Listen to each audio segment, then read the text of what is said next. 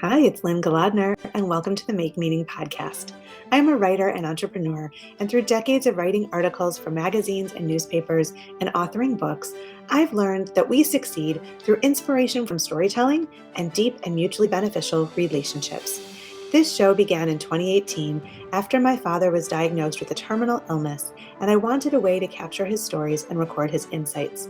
It's grown since then to share stories of how people around the world make meaning from very ordinary pursuits.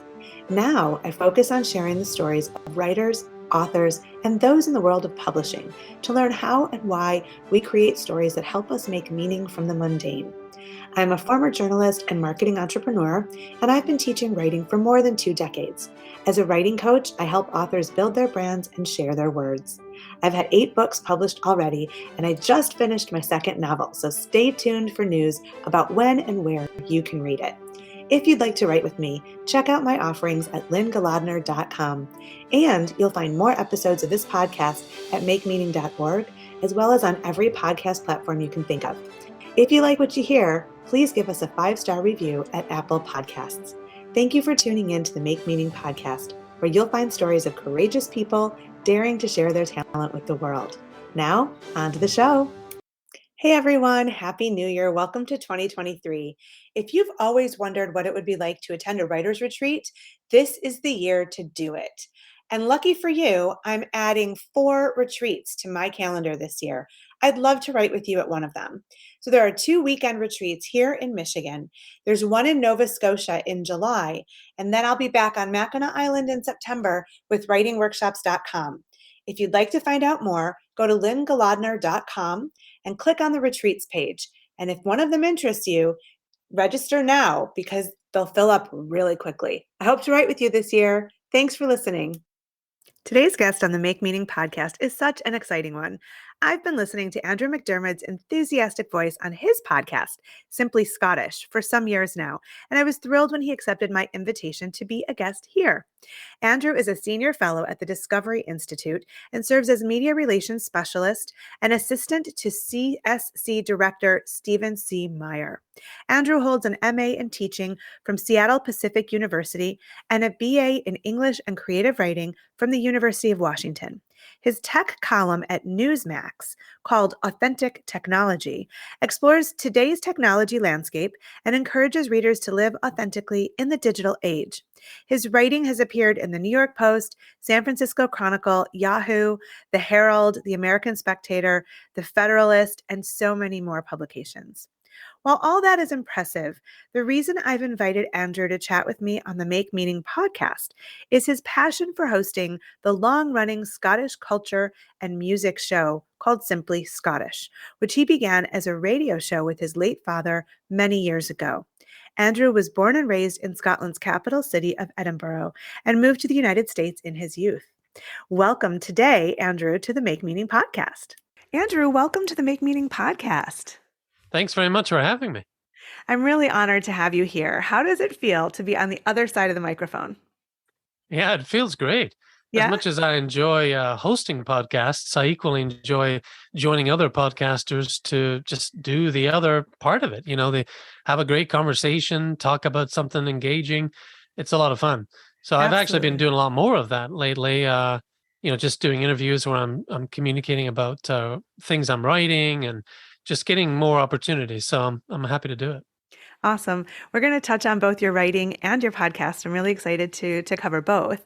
But I'd like to start about what you write about. It seems like you write a lot of varied topics, from living authentically with technology in this digital age to education, to citizenship, of course, Scottish history and culture, but also poetry. And I know you write your podcast scripts. So tell me a little bit about when you began writing and what you like to write about the most.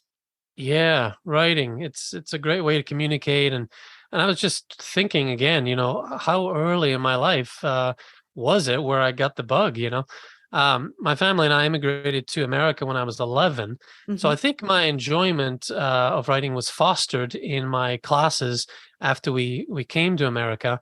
But even before that, when I was 8, we were in Minnesota actually for a year, and I won our local libraries why I love my library card writing contest. So I know I was into good writing and books even at the early age of 8. So, Mhm. but as I came to America and as I was given the opportunity to write essays and just reflecting on things and writing, it was a good way to process my feelings about being an immigrant, being in a strange new land and Mhm. being the one that stood out and just all my feelings regarding that. So I think that was part of it too, just all wrapped up in the immigrant experience and being able to communicate that.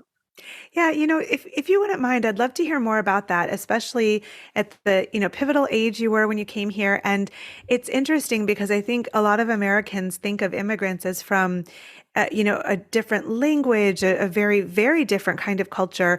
I think when a lot of Americans think of the UK, whether it's England or Scotland, they feel like we have similarities, but clearly that's still a totally different culture. So what was your experience like when you came here? Yeah, yeah. Same language, I spoke, but people could tell I was different. Maybe it was the way I looked. It was certainly the way I spoke and used Hmm. words. Yeah. People just perked up right away. Oh, say this. My classmates would make me say things and speak in a Scottish accent, maybe a line from a movie or something. And of Hmm. course, when Braveheart came out, it just got even worse. I was known as Braveheart actually in high school, Oh, oh wow. and but just always that daily reminder that I was different, Yeah. and I had come from a different place and grew up loving soccer, which isn't the dominant sport in America, Yeah. and so just being different, was interesting to see how I could relate to people and how they related to me and the problems that would come out of that, but also the richness as well. Yeah, it is interesting. I've had in my marketing company, I've had a lot of clients in Australia, in Canada, and it's the same language, but we have very different colloquialisms. We spell things differently. So, as you can imagine, as a fellow writer, conducting website copy for a client, and I'm not quite spelling enrollment the right way, or color, or and it's close, but it's definitely different, and those nuances can make all the difference. Yeah, yeah, for sure. I mean, they call it a pond. It's an ocean, but Uh-huh. there's and there are many similarities, and we each country loves the culture of the other, but it is different, and those things come along every now and then to remind you. It's funny, I was just interviewing an author in the Highlands for the podcast, Marin Glover, and we talked about the term hill walking because, I spent my summer in Scotland this year and I took umbrage with that term because for me, it was very much a rigorous hike. It was not a walk in the hills, but in Scotland, it's really called hill walking. So the experience was very different from what the words were, at least for me. Yeah, yeah, and what an awesome opportunity that was to be over Oh, there. it was fantastic. I feel really fortunate. Yeah. So let's talk a little bit about sort of the reason for your being here. So we talk a lot about writing and writing careers. I'd love to hear a little bit about your writing career. I know that you write a lot of tech. And so tell me about what you do and how you got into this focus and this beat. Yeah, well, I like to write things that inform and inspire people.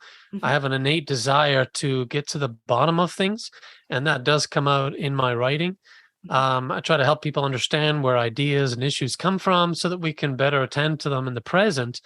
And for the last 5 years, I've been filling my mind with technology, or rather the study of technology and Hmm. our interaction with it.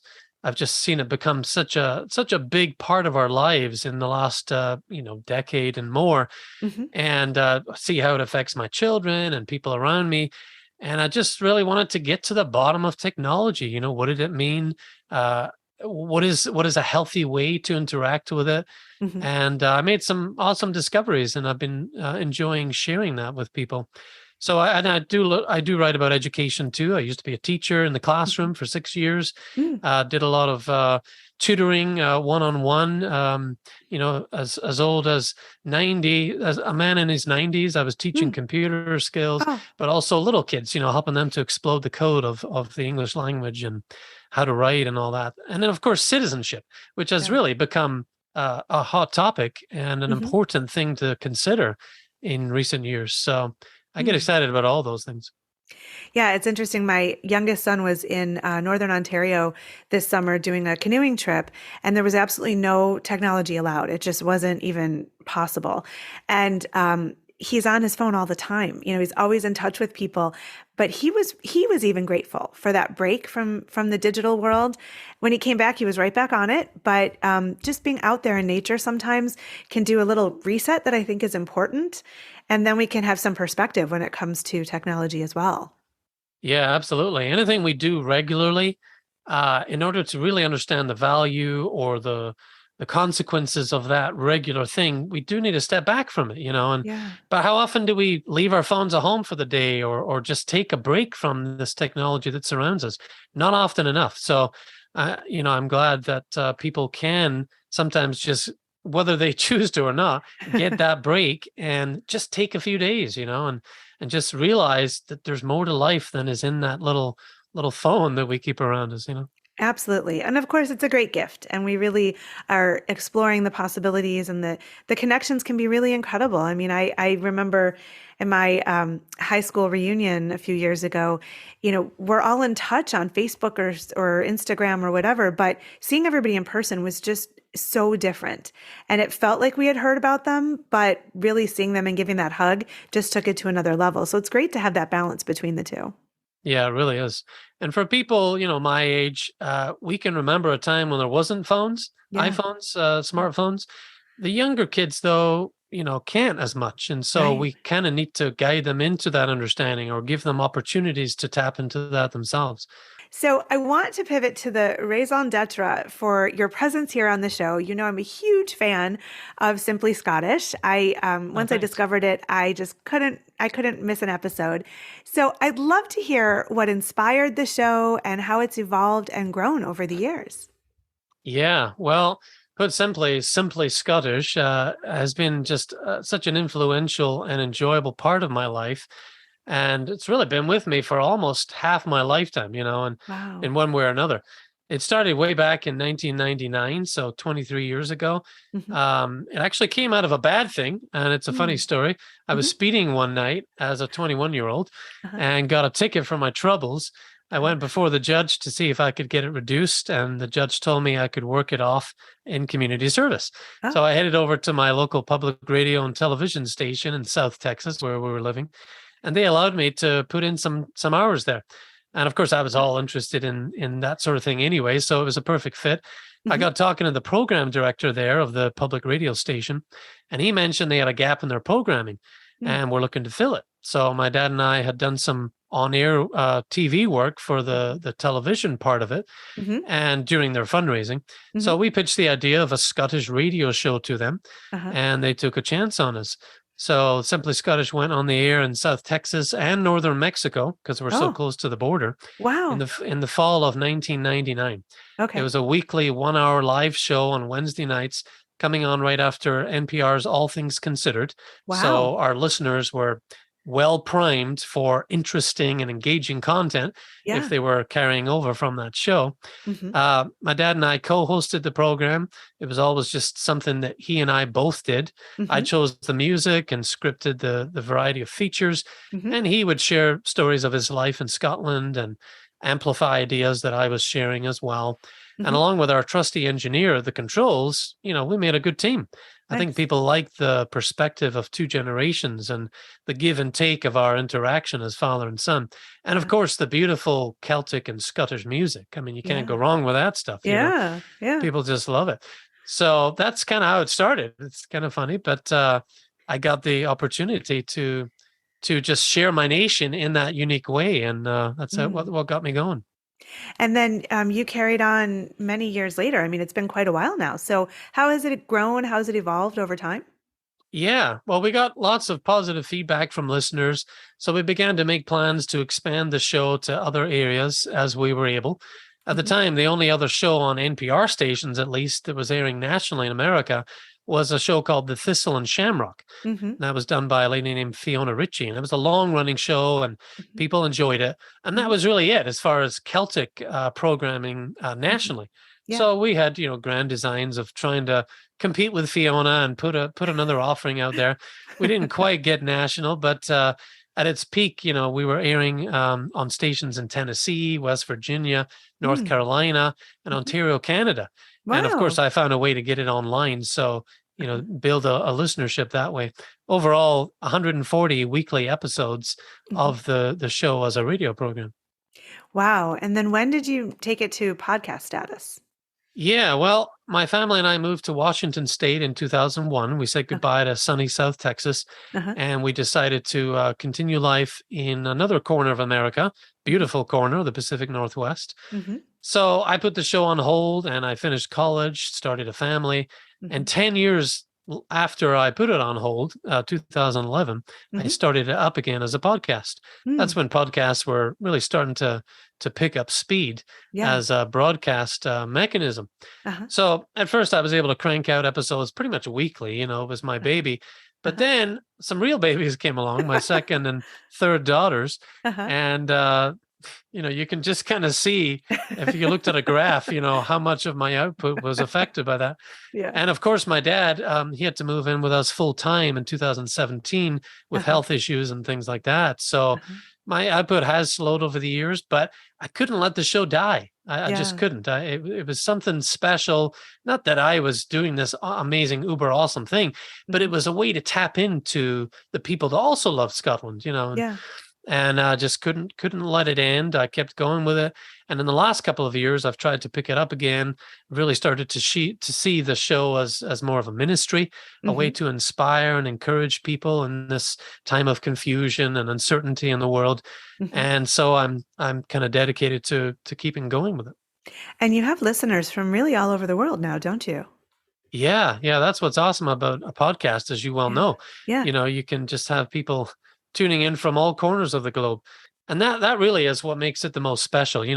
As podcasters, we don't get paid for this stuff. In fact, we have Right. to pay to keep it up. Right. Right. And every time I think, oh gosh, let's just give it up. It's seen its day. Then I get an email, oh, I Uh-huh. love your show. I just found it, accidentally, and people, Yeah. and so people will reach out, and that's really my payment. That's what I love most about doing it, is just hearing their stories, their connections to Scotland, and them sharing that, and us making a connection together. Yeah. So Yeah. It's really amazing. And you're right about all of that. There've been times I've thought, oh, why do I keep doing this? It is work. I just really love it. And I find for me, it's an excuse to talk with fascinating people, hear their stories and really share what they're doing. And so it just becomes a way of connecting, of building community over great ideas and also, being a little nosy and saying, hey, tell me about your story and your journey and how did you get where you're going and make that human connection too. yeah, Yeah. absolutely. Yeah, it's podcasts are in the millions these days, but it does give you a chance to connect directly, and just take that extra layer away and just be one on one, if you will, on demand with listeners Yeah. and able to connect. Absolutely. So, all right, let's talk about Scotland. Of course, we have to do that. And as I had mentioned earlier, and I had told you in our emails, I spent July in the Highlands, writing and hiking and meeting people in the local literary scene, which was just amazing. One of the best months of my life. And what's interesting is that I have no ancestral ties to Scotland that I know of. I've looked, but the place pulls me, and I can't quite place my finger on why. But I know that I'm not alone in this. It feels like the whole world or much of it has this love affair with Scotland. So I wonder if you see this, and if so, if you have any thoughts about where this comes from. Yeah, absolutely. I've gotten a real sense of the great love and draw that Scotland has for people. In fact, it's one reason I started a series called 6 Degrees of Scotland. Hmm. The Hmm. bold and cheeky idea that everything in the world and everybody is connected to Scotland. And just exploring that a little bit Yeah. based on the scientific theory. Six Hmm. degrees of separation. Yeah. But I've heard from so many listeners who say that the show is helping them connect to Scotland, whether they've been there or not. Hmm. Either they've been there before and it helps them remember, Hmm. or like I had a woman who said she met her husband in the 70s in Edinburgh, Mm, and a recent episode I put out was just filling her mind with places that they had gone. mm, Um, or it's people who have never been, but just have that pool like you're describing, yeah. I remember one lady, Audra from Kansas, she said, your podcasts make me feel strangely homesick. Ah, although I've never been to Scotland, my DNA must think it's home, she said.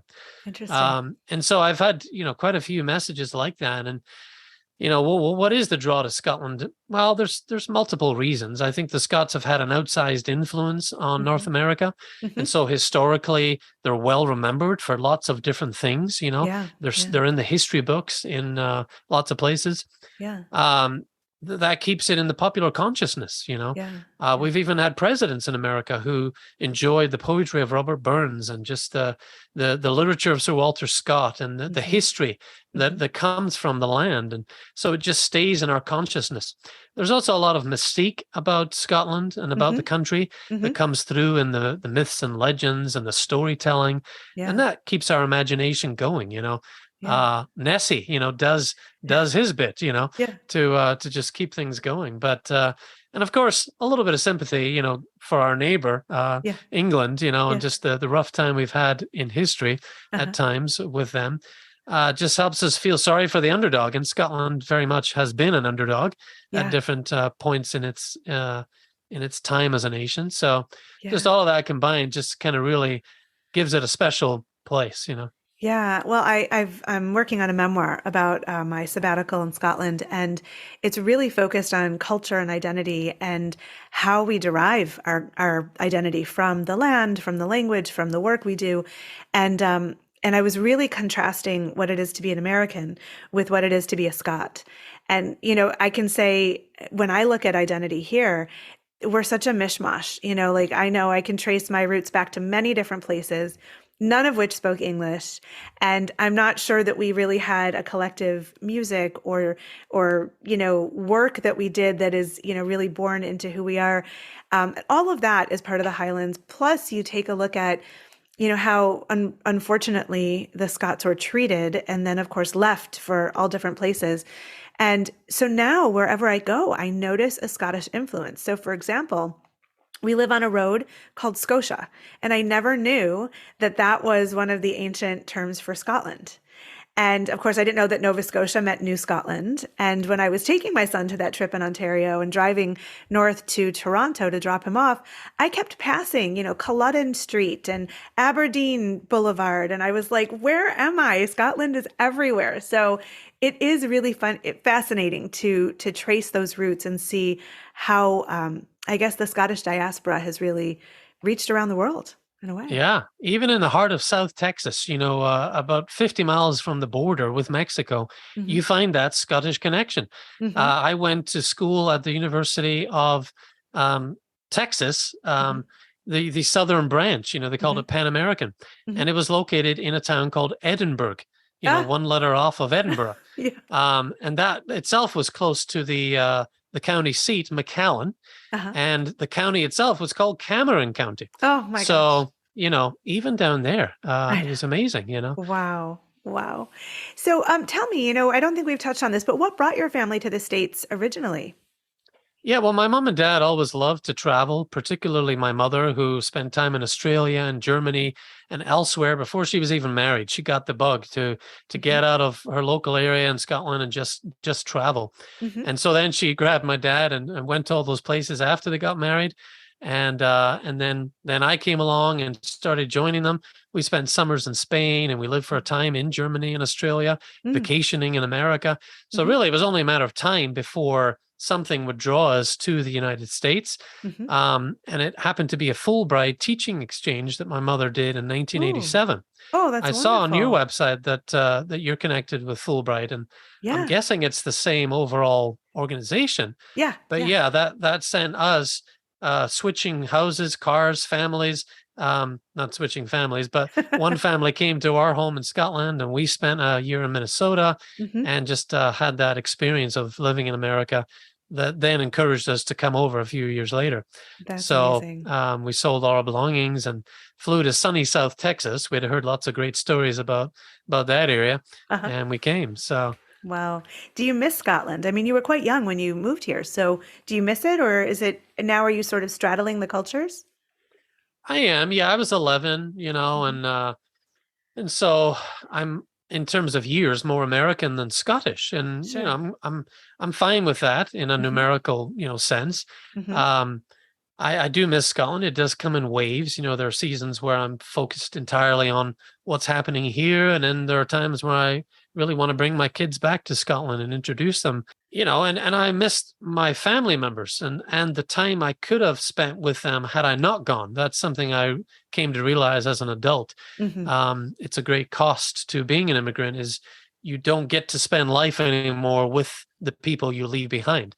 And Yeah. so that's been hard, Yeah. but I do think that overall, being an immigrant has enriched my life in a variety of ways. Yeah. Um, and I love America too. I've Yeah. grown to love America in many ways, especially in the last handful of years. Just Hmm. as we've had to really fine tune our reasons for loving what America's all about Hmm. and defending it at times. So Yeah, that's yeah. for sure. Well, and I wonder too, it's interesting. You kind of opened the door for this question, which I had been wondering anyway, is how your identity has maybe become richer by being an expatriate, being away from Scotland. Does that help you feel, more protective or closer to your roots? Well, I learned pretty quickly to be an ambassador for Scotland. I mean, Hmm. you don't really have a choice when you're an immigrant. You Hmm. you either leave that all behind and you just make a point of letting people know that you're not that anymore, Hmm. or you're open to being that ambassador, and just Hmm. helping people understand and get to know your country. So Hmm. I've spent decades just representing Scotland, and Hmm. I'm happy with that. I'm humbled by that. I'm pleased to do that.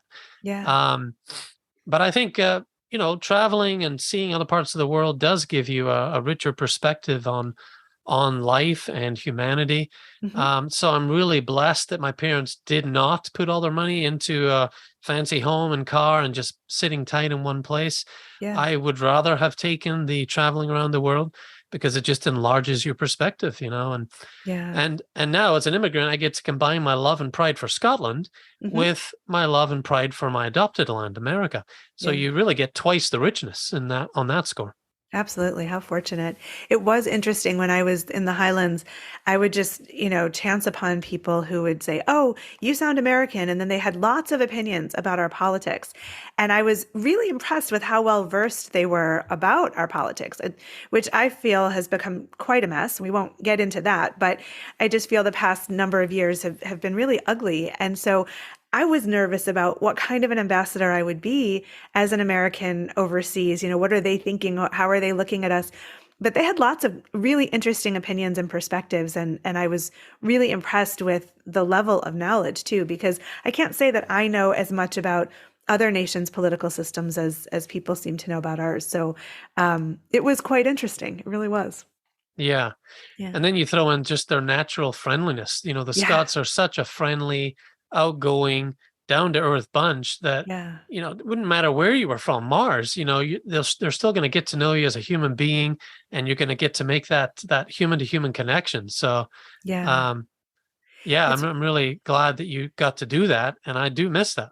Yeah, it was interesting when my daughter came for the last week and she really wanted to hear live music. And so we were near Inverness and we went to a couple of places to hear, some local live sessions. And there was one artist, Colin McPhail, who was amazingly talented. We just had a blast. And I kept taking videos of his performance and then I would put them on Instagram and I wanted to tag him. So I started following him. Well, he followed me back and I didn't speak to him. I mean, it was a packed place. Everybody was really jamming to his beautiful, beautiful music. And now we follow each other on Instagram. And I feel a little humbled by that because, he's this great big performer who has a Spotify channel and I'm some person in Detroit, but it's really, really cool how open and friendly and approachable the Scots are. And it was just a really special Yeah, you'll need experience. to share Callum's info with me. Perhaps I can play his music on Simply Scottish. Absolutely. You will love him. He's very cool. Yeah. So, as our conversation comes to a close, I wonder if you might leave us with some thoughts, some advice that you might offer to aspiring writers or podcasters who might be listening. Yeah, absolutely. Well, I do think it's helpful to give yourself as a writer regular reminders of the ways that you can impact people Hmm. with your work. I've mentioned this in your questionnaire. I would see friends that I had who were working in trades where they could produce stuff that people could use in their homes regularly, or even artwork on the wall that they could see, without tapping into a website. And it sort of left me wondering, well, gee, is writing and podcasting as important as those everyday, physical, tangible things? And so in recent years, I've just realized that yes, we influence people in different ways than that. It's not so physical and visceral, but we can influence people mentally and spiritually in profound ways. We can inspire them to new ideas. We can change their thinking. We can give them resolve to make an important decision. We can give them hope, foster creativity. I mean, you name it. And so just reminding yourself as a writer, as you're getting going or as you're in the thick of it, working towards something, that all of the ways that we can inspire people, as much as a piece of custom furniture that they enjoy sitting in, or a piece of artwork on the wall. We can influence people in that way. So reminding yourself of that, and just not giving up, because you can make anything with writing, as the C.S. Lewis quote says, and because we're in a time of great uncertainty in the world, those are the reasons you shouldn't give up on your quest to write. You'll need a sacrifice, a bit less sleep or a bit less watching of your favorite TV shows, but it's worth it to see your ideas, and therefore your intellect, the things that God has given you to think about and to work on. It's great. It's humbling. It's beautiful to see those things in print and to see evidence of people reading them and enjoying them and being influenced by them. So don't give up is another thing I would say. And also appreciate those editors that come along. In recent years, I've been able to publish on various outlets, and I've just had some amazing editors who have come alongside me and, very forgivingly and kindly made allowances for things I may not do as well, and then capture the essence of what I am doing well and put it into a finished package that you couldn't do by yourself. So just appreciating editors and learning as much as you can from them when they come along. That's just wonderful. And I'm so glad you brought up the C.S. Lewis quote, because I had a note to mention it and I didn't. And so I'm glad that you did. But you're absolutely right. On a show like Simply Scottish, you're taking people really around the world and introducing them to culture and possibility and history and connection. And so, yes, it's wonderful to travel like you've been able to, like I've been able to. But even if we can't, now we have this technology that can really bring us closer together and to experience in little ways and sometimes big ways, all the beauty that is around the world, and hopefully make our community a little bit closer. So absolutely. Yeah. Well, thank you so much, Andrew McDiarmid. I'm so excited to see you and talk with you. And I'm really thrilled to have you here on the Make Meaning podcast. Well, thank you very much for having me, Lynn. You keep up the good work. Thanks for listening to the Make Meaning podcast with Lynn Golodner. You can find us wherever you listen to your favorite podcasts. If you like what you've heard, subscribe and share this episode with the meaningful people in your world. And please leave us a 5-star review on your favorite podcast platform. You can learn more at makemeaning.org or lynngolodner.com.